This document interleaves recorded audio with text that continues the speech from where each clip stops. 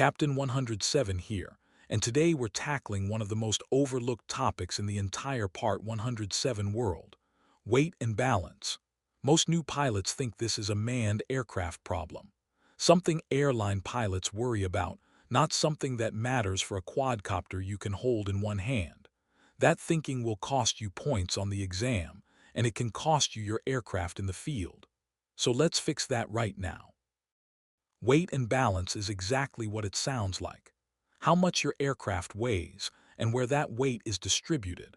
Every drone has a design weight range it was built to fly within, and a center of gravity it was built to balance around. When you add a payload, swap a battery, or bolt on an accessory, you are changing both of those things whether you realize it or not. Here's why this matters more than people think. A drone is not a fixed object. It is a flying system that is constantly making tiny adjustments to stay level, hold altitude, and resist wind. Every one of those adjustments is calculated by the flight controller based on an assumption about how the aircraft is loaded. Change the weight, shift the balance point, and you have changed the math the flight controller is running, sometimes without giving it any new information to work with. Now let's talk numbers, because the exam loves numbers. Under Part 107, the maximum allowable takeoff weight for a small unmanned aircraft is 55 pounds. That includes everything: the airframe, the battery, the camera, and any payload you're carrying, whether that's a delivery package, a sensor, or a spray tank. 55 pounds total, fully loaded, at the moment of takeoff. Go 1 ounce over that limit, and you are no longer operating a small unmanned aircraft under the standard Part 107 rule. You would need a waiver or an exemption to legally fly. But here's the trap: most drones never get anywhere near 55 pounds, so pilots assume weight isn't a concern for them. Wrong.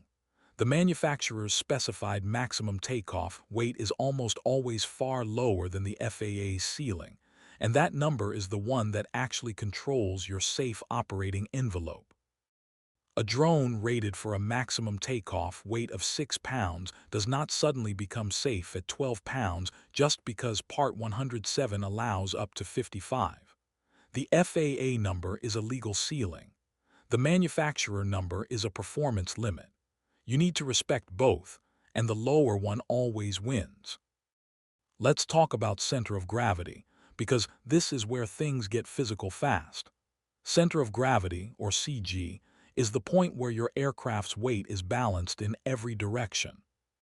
Manufacturers design airframes around a specific CG location, and the flight controller's stabilization algorithms are tuned around that same location. When you mount a payload off-center, strap on an accessory unevenly, or load cargo without checking balance, you shift that CG point away from where the aircraft expects it to be. A drone with a shifted center of gravity doesn't just fly a little differently. It fights itself. The motors on one side have to work harder than the motors on the other side just to keep the aircraft level. That uneven motor load burns through battery faster, generates more heat, and reduces your available flight time, sometimes dramatically. In more severe cases, an extreme CG shift can exceed what the flight controller is able to compensate for at all, and the aircraft becomes unstable, especially during aggressive maneuvers, strong gusts, or full-throttle climbs. This is why payload placement is not just an engineering detail. It is a safety decision every time you make it.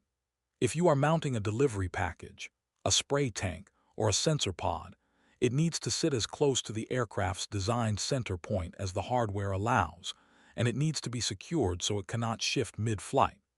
An unsecured payload that slides even an inch during a turn can turn a stable aircraft into an unpredictable one in seconds.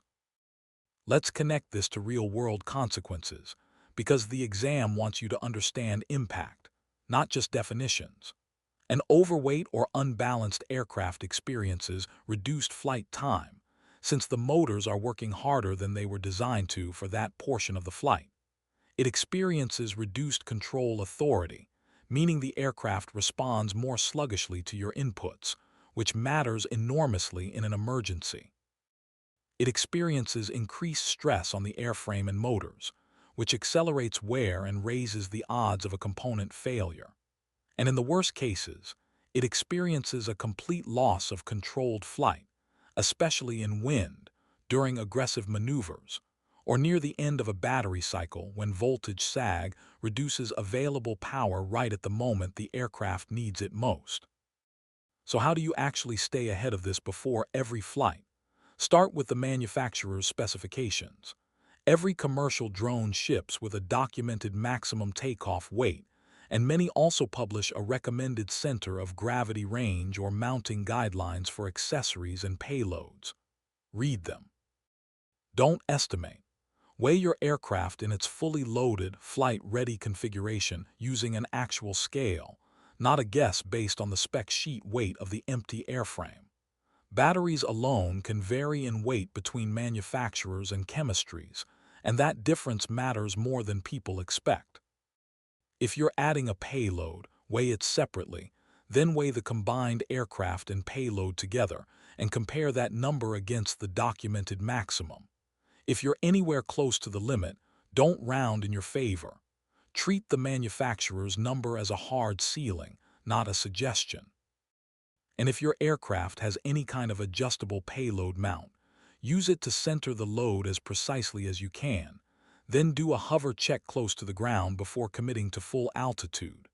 If the aircraft drifts, tilts, or requires constant correction just to hold a stationary hover, that is your balance problem showing up before it becomes a bigger one in the air. Let's put this together with a scenario, because this is exactly the kind of situation the exam and real-world operations both test you on. Picture a commercial pilot using a 6-pound rated aircraft to carry a 2-pound delivery, payload mounted slightly off-center on one arm. Total weight is well under both the Part 107 ceiling and the manufacturer's limit. Looks fine on paper, but because the payload is off-center, the aircraft is now fighting an uneven load the entire flight. Battery drains faster than expected. The aircraft becomes noticeably less responsive in gusty wind on the return leg, and the pilot has less margin for error than the numbers on paper suggested. That is a weight and balance failure, even though the total weight was legal the entire time. The exam wants you to know that legal and safe are not always the same thing, and weight and balance is exactly where that gap shows up. Here's your recap for the test. Part 107 sets a maximum takeoff weight of 55 pounds total, including payload. The manufacturer's specified maximum weight is almost always lower than that, and it is the number that actually governs safe operation. Center of gravity has to stay within the aircraft's designed range, or the flight controller has to work harder to compensate, burning battery and reducing stability. Before we wrap up, let's get technical for a second, because this is the part of weight and balance that actually shows up in real operations, not just definitions. Every aircraft has what's called a reference datum. That's an imaginary line the manufacturer picks as the 0 point for all measurements. From that datum, every component on the aircraft has an arm, which is just the horizontal distance from the datum to that component, measured in inches. Multiply a component's weight by its arm and you get its moment, measured in pound-inches. Add up every moment, add up every weight, divide total moment by total weight, and that result is your center of gravity location. That's the exact same formula a Cessna pilot pulls from the airplane flight manual, and it applies to fixed-wing UAS and larger SUAS with published weight and balance charts too. Most small multirotors won't hand you a datum and moment table, so here's how you actually find CG in the field. First, check for manufacturer CG marks, a small triangle, dot, or line printed right on the fuselage or arm. Second, the balance test. Rest the loaded aircraft on a narrow support like a dowel at that marked point. Level means balanced. One end dropping means weight needs to shift that way. Third, the hang test. Suspend the aircraft from a single cord and drop a plumb line from that same point. Where it crosses the airframe centerline is your true CG, and it's more precise than the balance test because gravity is doing the work. Fourth, digital CG tools use twin-scale platforms to calculate the exact balance point automatically from the reaction weight at each support.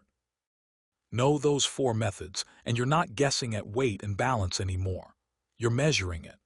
Payloads must be weighed, centered, and secured, not estimated and strapped on. And total weight being under the legal limit does not automatically mean your loading is safe. Balance matters just as much as the number on the scale. If this helped clear up weight and balance for you, drop a comment and let me know which topic you want covered next, because I'm building this series based on what pilots actually need explained. And if you want the full breakdown in writing, I've got a free cheat sheet linked below that covers every weight and balance number the exam can throw at you, so you can review it anywhere, anytime, without digging back through this video. Fly safe, fly legal, and see you on the next episode.